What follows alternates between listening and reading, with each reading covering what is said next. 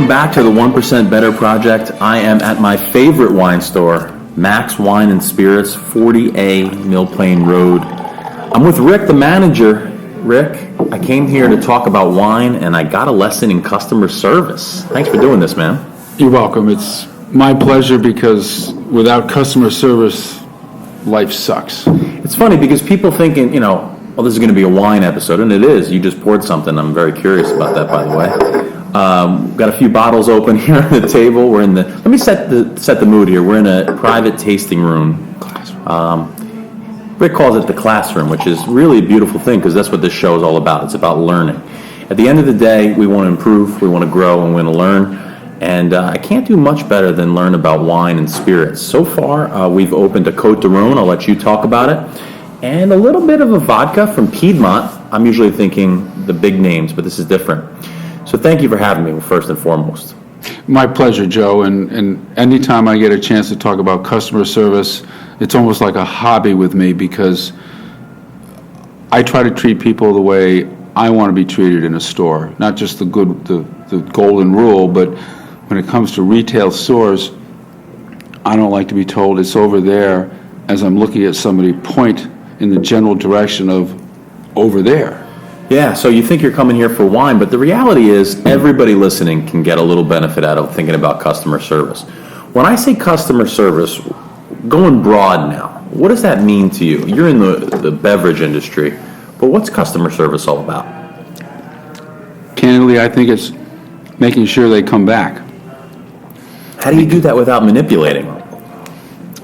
Well, I love giving my customers a hard time because that shows we care.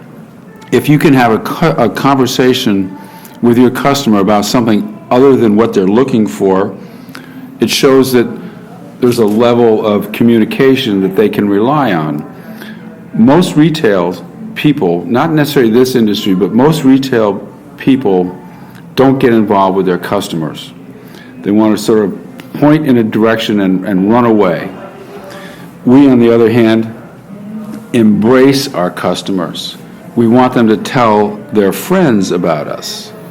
You've taken that very seriously. The first time you came in, you asked me a ton of questions. And for those tuning into the second episode now, we did a Thanksgiving-themed episode. And this is holiday-themed, but it's really evergreen because we want to talk about getting better. We want to talk about learning the process of customer service. What would be rule number one, customer service, for you? My number one rule is to take care of them as far as truly finding out what they're looking for. In sales, and I hate to use the term in sales, but you always need to find out the need. So when somebody comes in and they're looking or they have a budget in mind, get down to the brass tacks. What is it you really want to accomplish? Are you going to cook with this wine? Are you going to serve it? Are you going to give it away? Are you going to give it away as a reward? Or do you owe somebody a bet? If somebody did you a favor, I always like to say, with this wine, they will do it again. I love it. So one of the things I want to get to is some of the Christmas, Hanukkah, New Year's dishes. We're going to talk 7 fish. We're going to talk maybe a little vodka before. I see you have a couple of things open on the table. What do you want to see when you go shopping for wine? So what do you want the person that's waiting on you to kind of ask you about and take you through? Well, I'm going to eat. Normally I have wine with food. Not always. I've been married for 29 years, entering the 30th year now, October, so soon it'll be 30. Congrats. Thank you. And I have wine from 1987 still in my cellar that I purchased looking forward to enjoying that with my bride 32 years down the road, and we've enjoyed a bottle every year on our anniversary. And the whole point of that was somebody had said to me before we were married, did you ever think about buying wine for your anniversary? And I said, no. And then I started to think about it. It's like, why not? When you say buy for your anniversary, you mean the year you were married? You mean Yes. every year? What do you mean? So in 1987, when we were married, the wine world was shocked in that nothing was good except from Napa Valley. So wines from France in '87, it was a wet year, it was cold, it was horrible. Italy, same thing. So if you're going to keep wine and have it improve in your cellar, you need to have it from a good vintage, a great vintage. Luckily, 1987 was perfect in California, especially in Napa, and it was the fourth of 4 years, 84, 85, 86, and 87 were absolutely spectacular. And when that happens, everything comes, as I said, I think last time, you have great weather in the spring, good weather in the summer, not too hot, not too wet, and in the fall, you have no wet, and not too much heat, but great sun. Everything will be optimal, which will give you a wine capable of improving over time, depending on the type of wine. And in my case, I chose Cabernets to go the 30 years plus. Wow. For the first years, we had some whites, we had some Zinfandels, we had Merlot when it was still fashionable. How did you learn all this?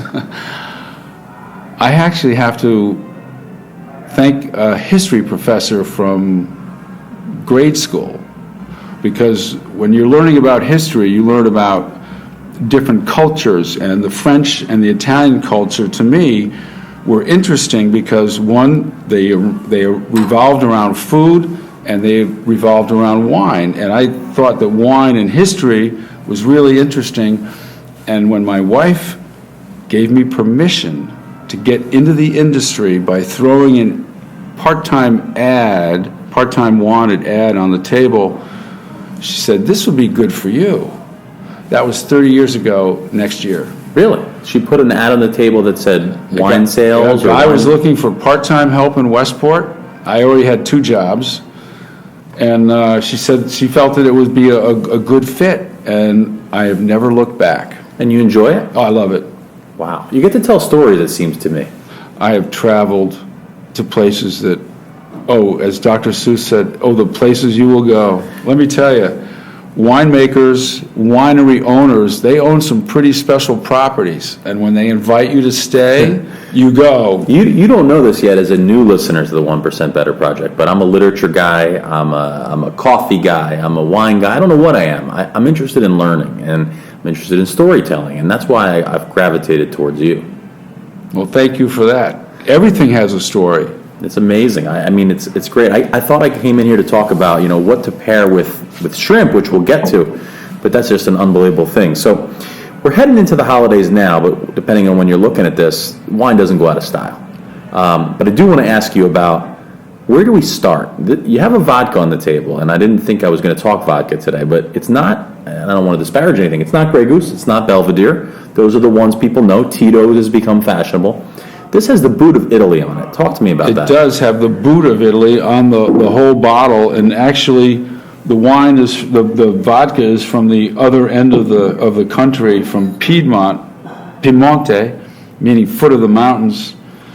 And basically, I have this because of Christmas Eve, and the Italians love their Feast of the Seven Fishes. Yeah. And I think you should start with something other than wine. How would you serve this? I invite you over to Christmas Eve, which may be an official invitation by the time we're done here. But I invite you over. What do we do? Do we chill it? Do we ice it? How are we serving this? We had it a little taste just to make sure it was good. No rocks, no chill whatsoever, and we both said clean. It is very clean. I would serve it on the rocks. My grandmother was the first person I ever knew that drank straight vodka, had 2 cubes, no water. She lived to be 95. I know, it's amazing what we try to get away from, right? But this, I don't know much about it. It said it's from organic wheat. It's probably gluten-free, and it's very clean. Actually, if it were corn, it would be gluten-free, but gluten comes from wheat, so it's in the wheat, it's in barley, it's in a lot of things, but it's not in rice, and it's not in corn. Look at that. Excuse me, not rice, it's not in grapes. So there are vodkas made from grapes, vodkas made from corn, but this I thought was fabulous because, one, I've never seen a vodka from Italy before. France, definitely. Russia, Poland, definitely this country. And it's not flavored. Got it. So we're starting with that. Now, would you go with the shrimp cocktail, which is a must in my house? Would you go with this, or now you going into white wines? I would probably move into the whites. I love vodka on the rocks. It's clean. And actually, I have a little Bloody Mary mix here because before I really got into wine, I thought the best cocktail ever invented was a Bloody Mary. It's dinner, it's lunch, it's breakfast. Yeah, the more things you throw in there, the better. A couple pickles, a couple this, a couple that. But with the seven fishes, I like to start with a lighter white and move into maybe heavier reds depending on what you're having. But the table that I put together in here for Feast of the Seven Fishes contains also 5 large format wines that are Italian. One's a Barbaresco, 2 Barolos, a Vino Nobile de Montepulciano, and a Chianti. And what I love about large formats is they serve more people, they look festive, and they're just fun. Got it. You had opened a Côte de Rhône. Tell me about this one. Okay, so Côte de Rhône, large area, think of it as an ocean of wine. It's a southern, let's say, close to the Mediterranean, always a blend. You have a couple of grapes that are the real drivers that don't mean a lot to people, but Grenache is the big grape down there. People have heard of Syrah. It's a minor player, but it's important.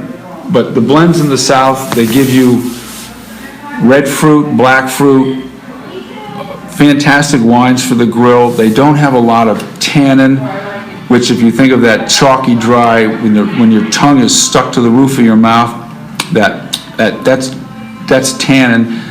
Fat will make that go away, like fat in a steak, cheese, a cream sauce. But that's in a red wine. In a white wine, if you have lots of acid, usually that carries the wine, carries the fruit, allows you to have that with food, and you'll get that on the side of the mouth as like tingly kind of thing. Not like heat, not like spice, but just refreshing. Okay, so let's taste a little bit of this Côte de Rhône and tell me what we should be looking for, because the idea to taste a little red wine is appealing right here. Well, first thing I always do, Joe, is I look at the wine. It's going to give me a clue to maybe its age or maybe what's in there. This thing, we see a nice ruby red, not overly dark, but nice color. I like to tilt the wine on its side. It shows you a little bit more of the color. And it's all the way to the rim.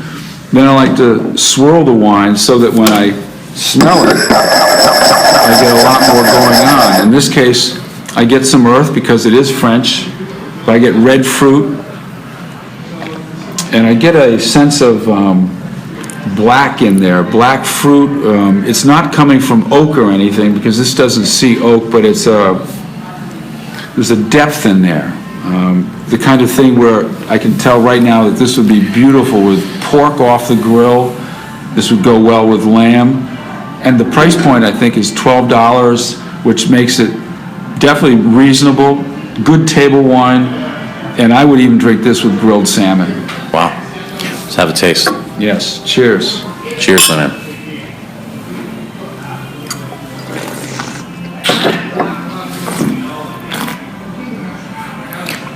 That's solid. I'm getting the faintest hint of pickle juice, believe it or not. You get that Acid. Yeah? Is it the dill pickle kind of acid in the back? And do you get that as a taste or a sensation or a smell?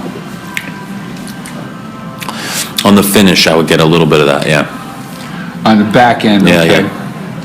Yeah, that would be acid, and you get that in the middle of the mouth kind of thing? Yeah. Yeah. So, in a negative way? No, Right. I love pickle juice, so to me, I would like that. It's not, I've had some wines that are straight pickle juice they taste like. It's amazing how that happens. Now, that would be the cousin of a dirty martini. I love it. So this is a wine you're recommending with pork, maybe even salmon. Yeah, I love it with hamburgers. It would be fabulous with chili.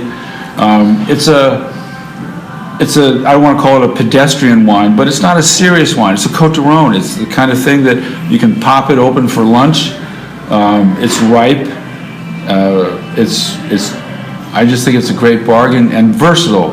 Yeah. And without food. We're not having any food right now. Yeah, I'm always fascinated by as you go up the ladder. So you know, with the French wines, it's nonstop. It's like buying an engagement ring. You don't even want to look at the other end of the table because the numbers just start to skyrocket. Where can you go with French? Like, what types of wines have you had that? How expensive do they get, and what taste profiles will they release as you get up that ladder? So that's a great question, because it's like aged beef. You know it's expensive, you know it exists, but if you've never had it, you don't know what it tastes like, and therefore you don't know if it's any good. Wine can get incredibly expensive. I actually had somebody come in today, Joe, who has wines. His grandfather passed away recently, and he brought in some wines for me to look at, and they're back to the 80s, and some are even older. And what you have there is a picture in time where you know this wine was incredible when it was released, and today, 30 or 40 years later, where is it in its time? Is it past its prime? Is it in its prime? And that's the question where you can only find out by tasting. So we should do that next time. I like that. I was going to ask for a whiskey tasting in the fall, but we'll go ahead with aged old wine. I like that. Wow. So many places to go to. Let's go one step further. It's New Year's Eve. It's actually one of my favorite holidays. I'm a big ritual renewal guy. Some people go with the prime rib. Some people go with the meats. If you're going with a heavy, fatty piece of meat there, what are you going to recommend with the red wine? The fattier the piece of meat and the more aggressive the flavor, the more neutral the wine needs to be. When I say neutral, the last thing you want to do is pull out a 30-year-old wine that's absolutely perfect and then have Szechuan beef with it, because you would never taste the beef. You never taste the wine. Yeah. Never taste the wine. So the whole idea of creating a compatible meal with wine is you either go with the echo or the contrast, and a good explanation for echo the flavors would be a nice rich American Chardonnay with either crab, lobster, or something like that. Rich and rich. A contrast would be, well, you got a steak that's, let's say, a strip steak, and and a Côte d'Aron, or let's say a Bordeaux. So a Bordeaux is always a blend, Cabernet and Merlot, or Merlot and Cabernet, and they're fabulous with all kinds of beef, including lamb, on the grill, off the grill. What I like to do in pairing is, I'm more of a contrast kind of guy, except when it comes to richer dishes. So Chardonnay, to me, loves crab and lobster. Absolutely fabulous. Chardonnay and filet of sole, not going to work. Sauvignon Blanc, good Pinot Grigios. When I say good Pinot Grigios, because there's a sea of ineffective Pinot Grigios that basically give the wine a bad name. Then there's just world-class wines. Wow. So let me get a preview of where we're going when I turn the mics off. Tee up here. I got shrimp cocktail we talked about. We got the cheeses from my father-in-law. He's a deli guy. He's going to bring the best cheeses, the Italian cheeses mostly. Then we're going cioppino. We're going some dessert stuff we could talk about. But where are you taking me in the store? What's going to be in my shopping cart in a few minutes? Large bottles. Love it. Rick, what else have I not asked you today, man? The true definition of customer service, and I'll give it to you as the following. So, customer service is you're able to have a conversation with the person you're talking to. You have a selection that is beyond pedestrian. You have good prices, and you know what they are. You know your inventory. It's the ability to answer almost any question. including, oh, I have my sister coming over, she doesn't like wine, what do I do? And you need to ask a couple of questions. Well, does she drink liquor, or is she more of a sparkling girl? There's different ways to take it, but the most important thing is embrace your customer. You have to, the easiest way to lose a customer is don't care. Because if you don't care, they won't care. Love it. Love it. Rick, this has been a pleasure. I love how you committed to the next couple shows already. That's a strong move out of you. I appreciate that. Joe, you're fun. I love it. 1% Better. The project's rolling on. We're here with Rick, Max Wine and Spirits. If you're anywhere within an hour's drive of Danbury, you need to be here.